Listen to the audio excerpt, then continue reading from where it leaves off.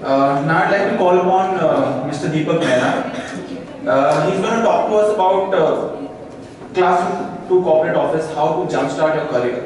Talking about him, he has been IMT Ghaziabad alumni from the 1989 batch to 1991.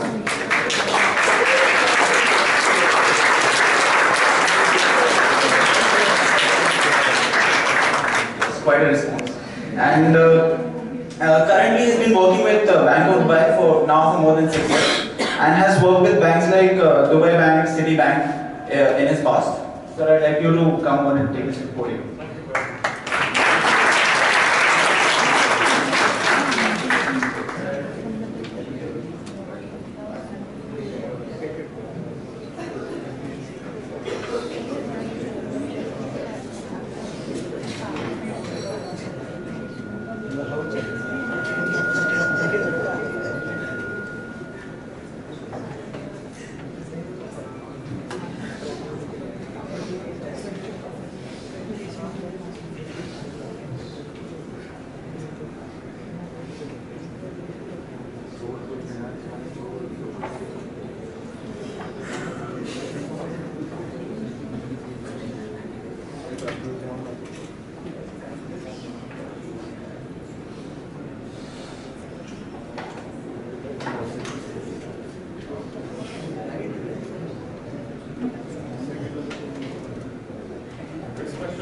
Faculty members, thank you very much, and students, thank you very much for having me here, and my esteemed colleagues, ex-alumni of the Institute of Alumni.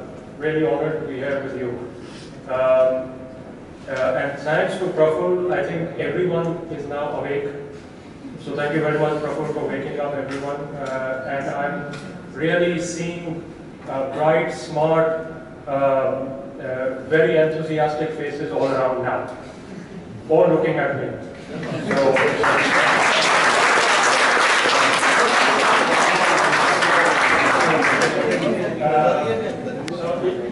So now, great. Now I have to wake up and ensure that, on a Saturday morning, I deliver something which is worth your while. And if you guys have spared your time, it better be worth your while. Thank you.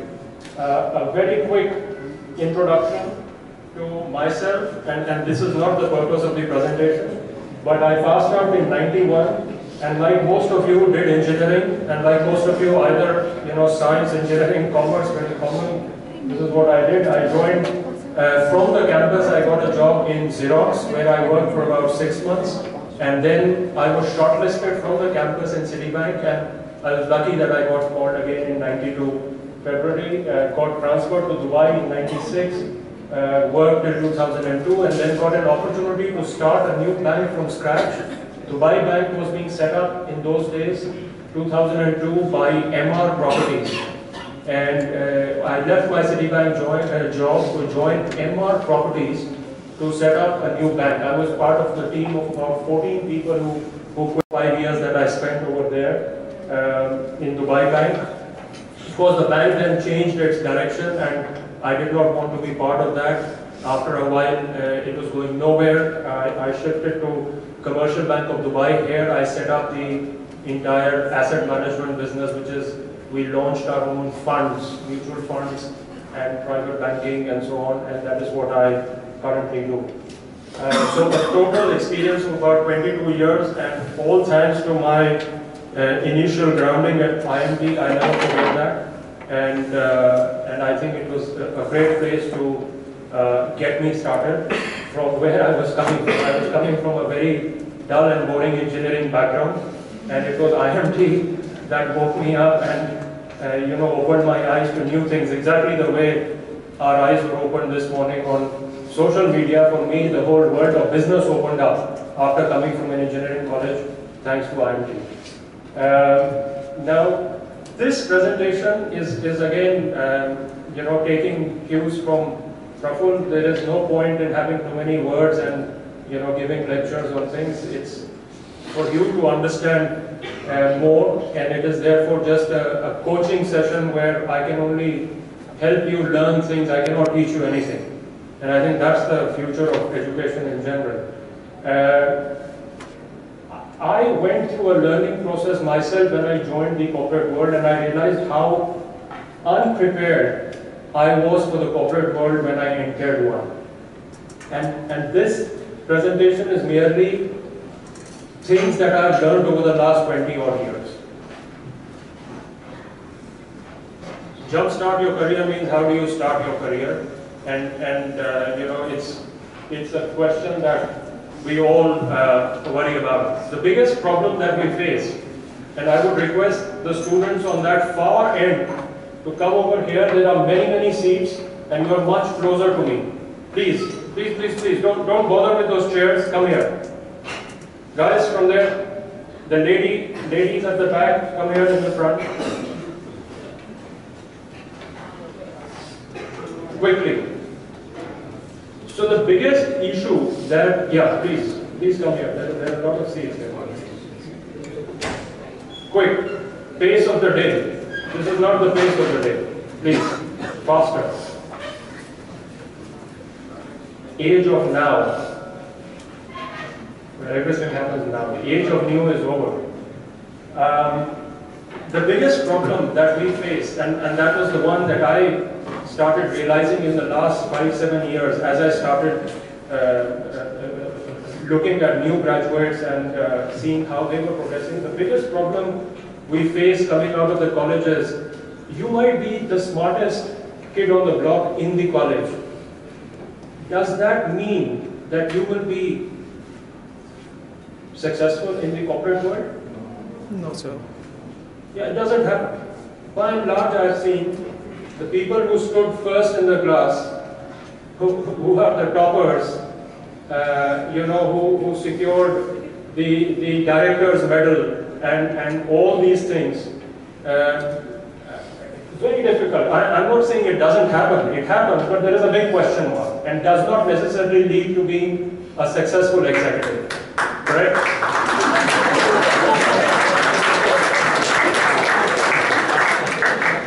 This is the problem that we have, and this problem I've been personally grappling with for a while and trying to figure out what happens, what are the reasons behind it.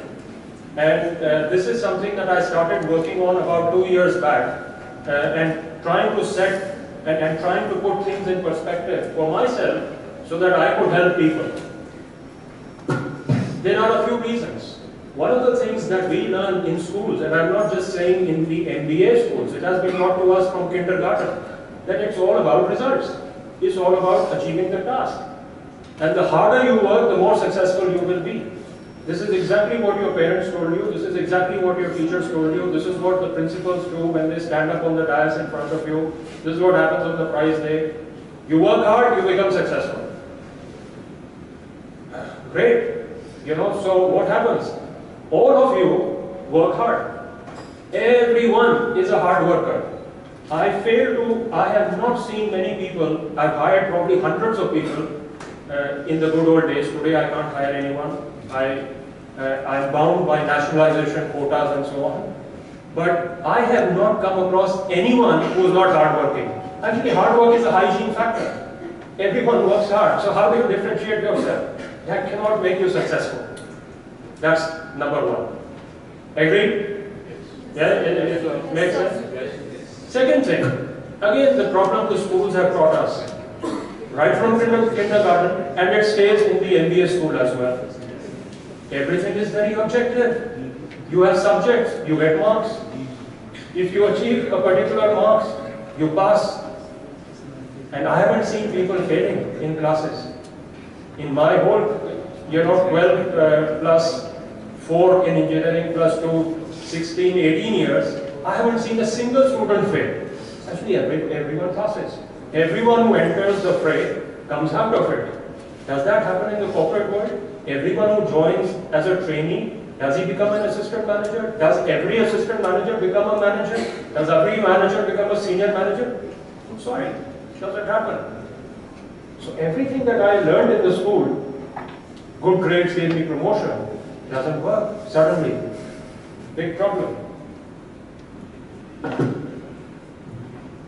Second thing, or let's say The conclusion that I was looking at when I started observing this more closely is that this task orientation and grade orientation takes us to something which leads to developing skills, hard skills that can deliver organizations' goals. Everything that you are learning today in your class is being taught to you to achieve organizational goals. The results that the organization wants from you, either developing a better HR system, a better analytical system for marketing, better sales, better finance, better financial control, and so on. And you think that by working very hard, by achieving those corporate goals, by being part of the team that achieves that goals, I will become successful and probably become the team leader. This is what has been taught to us. We are programmed like that, that if you work hard and the team does well, you know guys, you'll be very successful.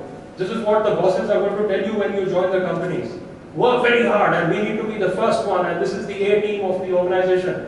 Okay, great. I am part of the A team. Does that mean that I will be successful personally? What do you think? Yes? Everyone will become the team leader of this team? No. It's not going to happen. Then we have another big problem. In the school, whether you like it or not, you think I'm getting promoted every year from kindergarten to your graduation to this. Every year you get a promotion. First of all, we become used to getting promoted very often. Correct? Whereas in reality, you're not even moving up.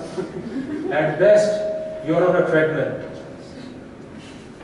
Do the senior students become your managers? When you go from grade 6 to grade 7, you become the manager of all the people in grade 6? No, you are not in the hierarchy at all. You are treading on a flat surface. All your 16 years, 15 years that you guys have been studying 17 years, you've been at best on a flat surface. The way I look at it is, you've been on a treadmill. Actually, you haven't moved at all. Your teachers have always been above you. All your colleagues have always been your peers, whether he's in grade 1 or grade 7, or whether you are in grade 10 or engineering first year. You are always on the same level. Whereas, in the corporate world, the direction of movement is vertical. All that you learned in the last 16 years is to walk on flat ground. Very well laid out for you. Very smooth, pushy, and you keep walking. And actually it tells you on the screen in front of you like the treadmill, oh wow, your speed is higher, you're burning calories and now you have moved so much, you know. Brilliant, it's all, but you're there. Whereas in the corporate world, the journey is vertical. Now comes another complex situation here. How many of you think that the journey in the corporate world looks like this? Like a ladder? How many of you think? Absolutely, everyone thinks like that. Unfortunately, I don't agree with that as well. This is also a misconception. They say, climb up the corporate world round by round. Correct? This is what you read? It's bullshit. Sorry for the language. I apologize. The movement in the corporate world is more like a pyramid.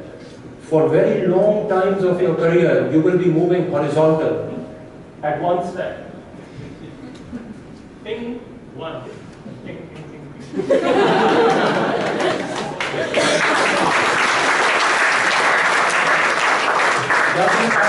Doesn't happen. Then, when you look up, it's already full up. Everyone is standing here. This is jam-packed because it's smaller. Hundreds of people enter. It gets more congested and congested. So what you have to do is keep walking horizontally and look for a gap. And when you find a gap, you quickly try to climb that. And as you go higher and higher, it becomes more and more congested. And the gaps hardly appear. So when you become a vice president and you say, now I want to become a senior vice president, actually there is no gap. There is one guy sitting on the top. And either he has to die, it happens sometimes for lucky people,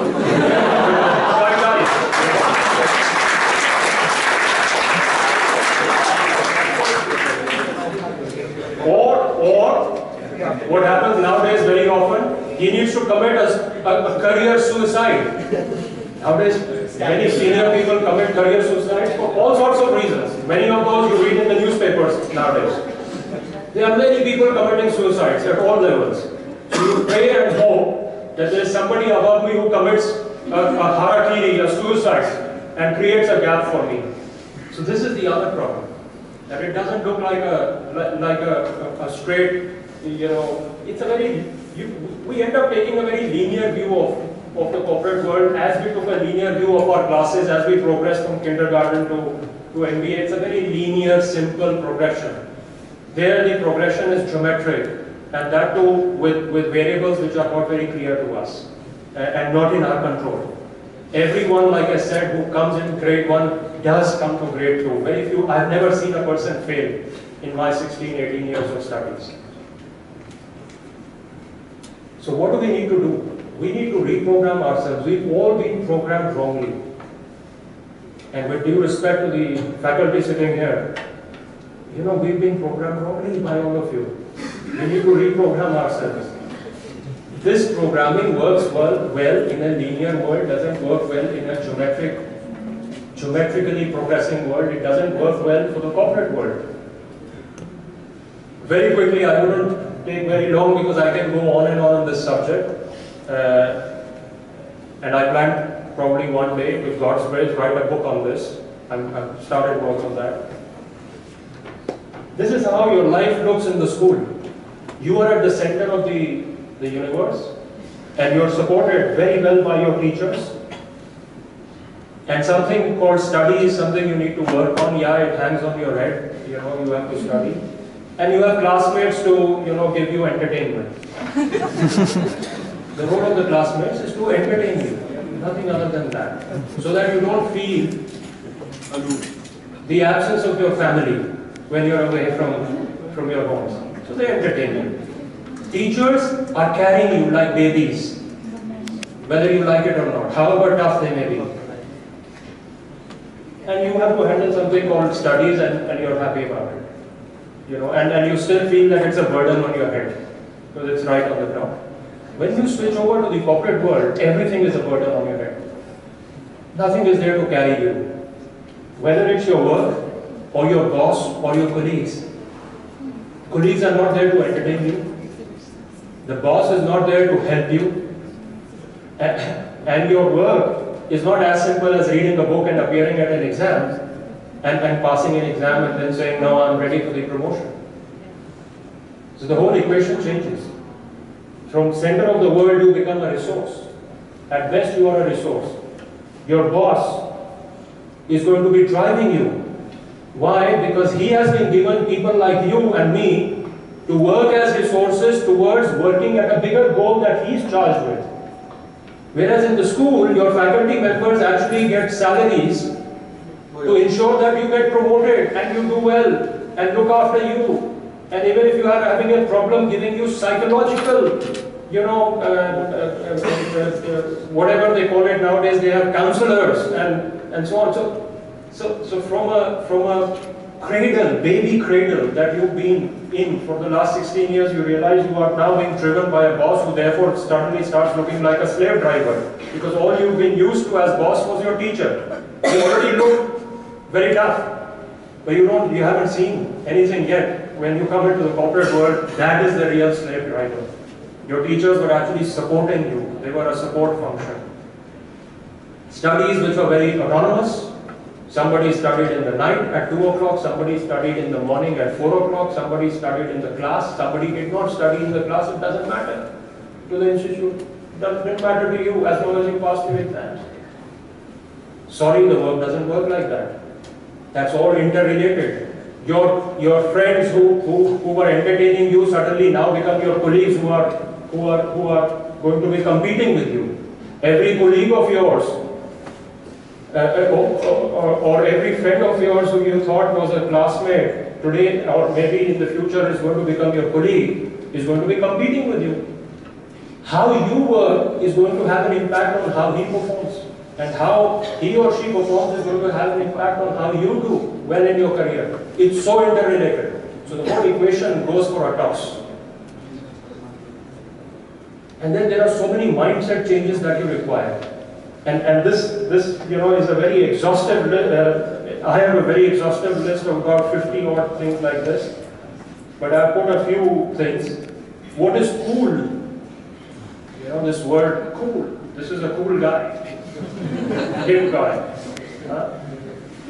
Doesn't work. It is not cool in the corporate world. Actually, it leads to hot chairs, a hot seat. What the corporate world is looking for you is somebody. Look, getting the job, I know it by itself is a very big problem. I'm talking about here, once you've got the job, how do you become successful in that personally? Your boss is going to give you more responsibility if he can feel that he can trust you. If he thinks that you're respectful. Otherwise, he's not going to put you in front of his customers. He's not going to put you in front of his seniors. He's actually going to hide you when a senior is visiting the branch. And he's not going to ever allow you to manage other people if you are not dignified and respectful. So you may do extremely well at the level that you've been hired. Your boss may love you, give you more responsibilities, basically meaning dump you with more work. But when it comes to deciding who will become the leader or the manager of this team or who goes to the next level, who now has an impact on few more people, the guy who's very cool, very hip, very trendy, who has a designer goatee beard and gelled hair, and who has a tattoo somewhere and comes with, you know, funky clothes and great shoes, is that the guy I want to put in charge of my team? Who's going to lead my organization to success? I'm sorry, even if you work in a great creative environment like advertising agencies, I don't come up. I meet advertising agents every day. The most successful and the senior people are as dignified as the clients they are meeting. And if they are not dignified, sorry, they won't get business. Not from me, not from anyone I know in the corporate world. And that boils down to the second thing. From expression, you go to impression. In the college, everything works. I don't care. As long as I get my marks, the teachers should not have any problem. What I wear, what I do, whether I study in the morning or the night, or I attend the class or bunk the class, or I'm sleeping in the class or on my phone in the class, doesn't matter. Here it matters. Everything is on perceptions. Perceptions make you.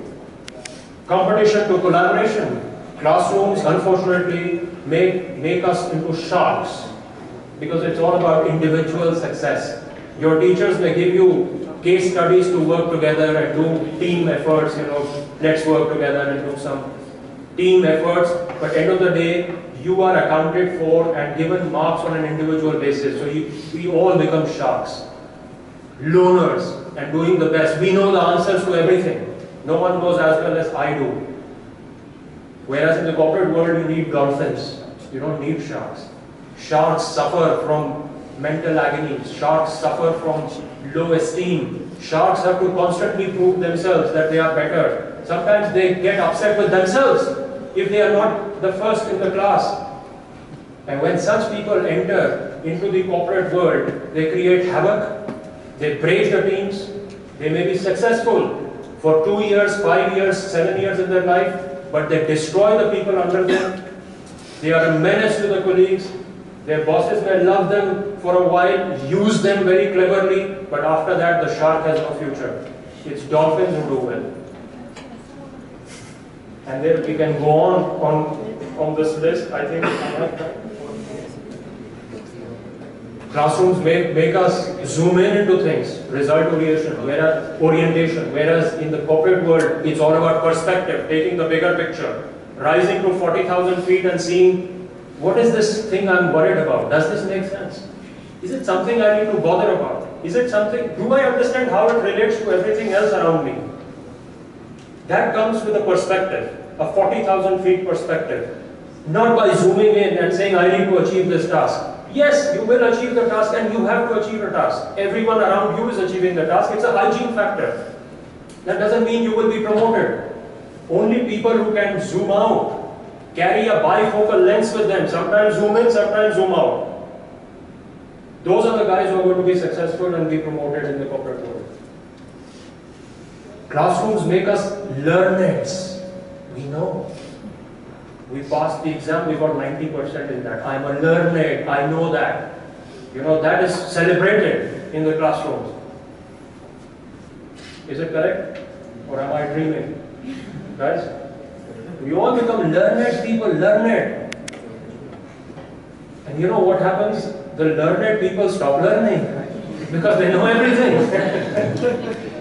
And that's the end of the learned people. In the corporate world, what we require are learners who haven't closed their minds, who are open to competing, conflicting ideas, who are open to ideas that do not appeal to them, the ideas that disturb their inner core, and yet they have to live with those ideas, and yet they have to grow with those ideas, and yet have to deliver the task that they have been assigned to, and yet they cannot become a nervous wreck just because a disturbing idea was enforced upon them by their boss, just because this learner thought that I have all the knowledge and what do these people know, and then get disturbed and they get frustrated. I get people coming to me, youngsters, saying, I'm very frustrated. No one understands what I'm saying in this company. This company doesn't seem to be going anywhere. Because this guy stopped learning and he can't live with conflicting ideas. And there are many like this, but last one, clarity to ambiguity. The whole corporate world works in the shades of grey. Your boss is not going to decide for you. If you are lucky, he's going to decide for you what the goal is. As you start rising in the organization, sometimes even your goal is not decided. You have to define goals. If he defines the goal, he's not going to define how to achieve that goal. It's left to you. There is no book. There is no exam that you can pass and say, look, I did my task. In the schools, our esteemed faculty members are making our life even simpler nowadays. Instead of essay type, what grey means, and clearly throw out the blacks and white from your life, you will never understand the nuances of grey. So this is what the change of mindset is required for you to become successful in the corporate world. And very quickly, to wind up, conclusion. I'm very sorry to say, forget school. Forget everything that you've learned till now. You know what? You're all bright, you're all intelligent. The task will be delivered, even if you keep your eyes closed. My biggest problem is, will you become successful or not? All of you will deliver tasks when you get your jobs.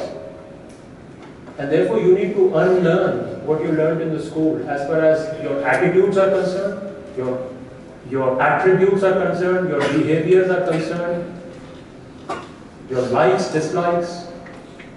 Please unlearn everything, forget school, and that is when you will be successful. One last slide for you. How many of you here are engineers, commerce and science students? Science, commerce, engineers. How many? 100%.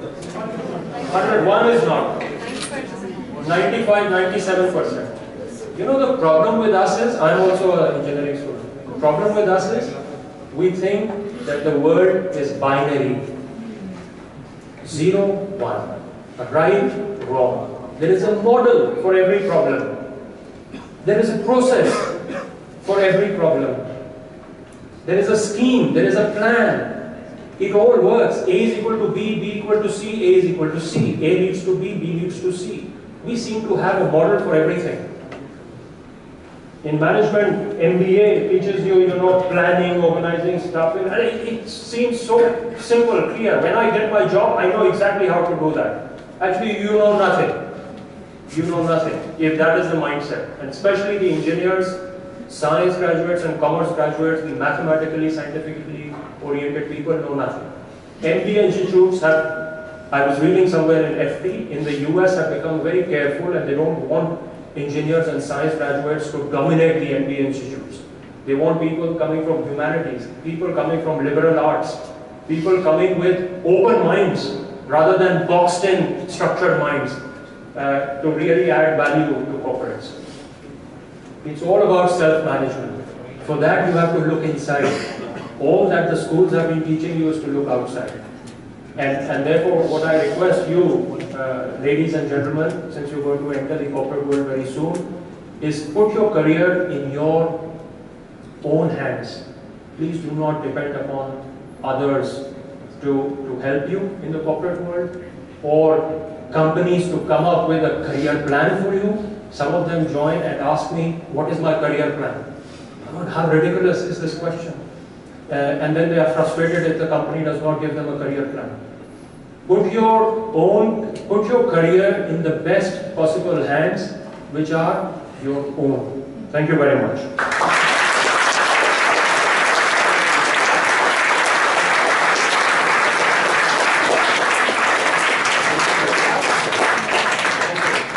Any questions, please? Yes, please.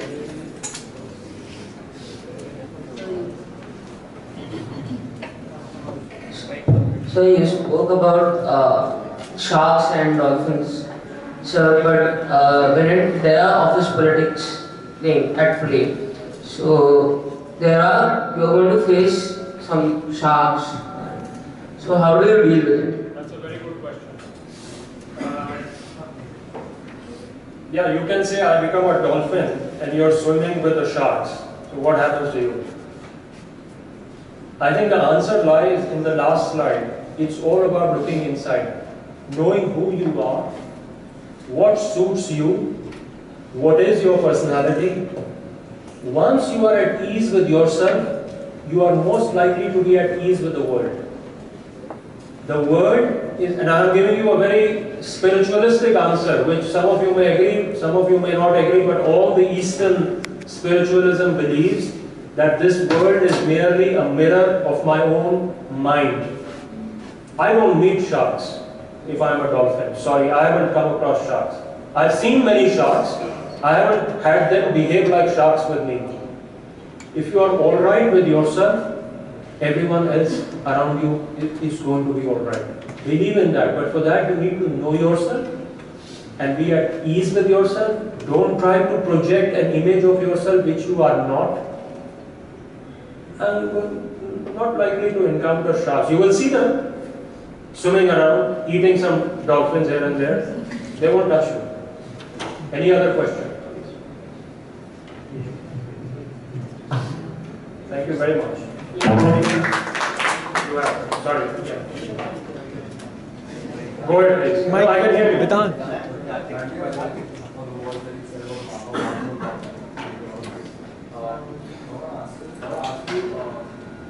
Graduated with an MBA and obviously the way you deal with things has changed. But how is your style of dealing with people and British tech changed over this time? Yeah, I think it's a good question. How do you deal with people and how has my style of dealing with people changed? I think when Leadership style also. Leadership style also. I think when I came out of the college, I was exactly programmed the way I'm showing it to you on the left side. It took many mistakes. It took many stumbling mistakes where I stumbled upon, I fell on my face, for me to realize that that was not the right thing or the right direction to take.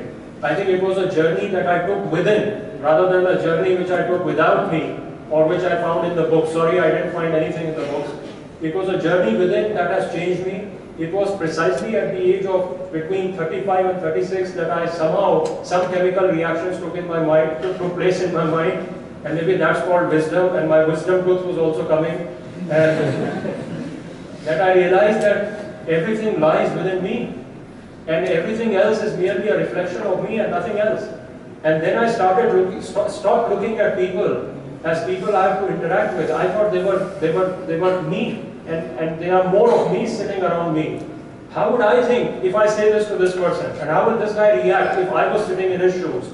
The moment you start having that feeling, the moment you can project yourself in somebody else's shoes, that is a time you find people management becoming a piece of cake.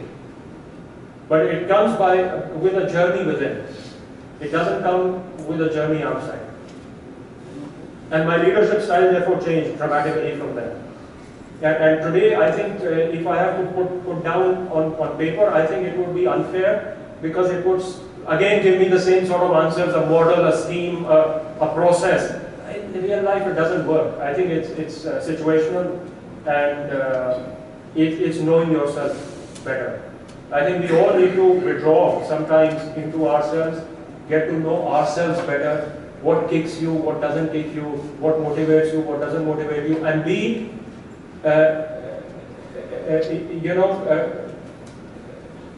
do not pretend to be things that you are not. And don't try to fool yourself by wearing masks that you cannot. The day you can remove those masks which the peer pressure is trying to put on you, the day you will feel more relieved, you will be at ease, you would have dropped all your baggages, and you will be that day beating the gravity and getting the escape velocity that you need to go up. I think these are masks and peer pressures that bog us down too much. And that happens in the corporate world, it happened with me, and I have to suffer to get out of that.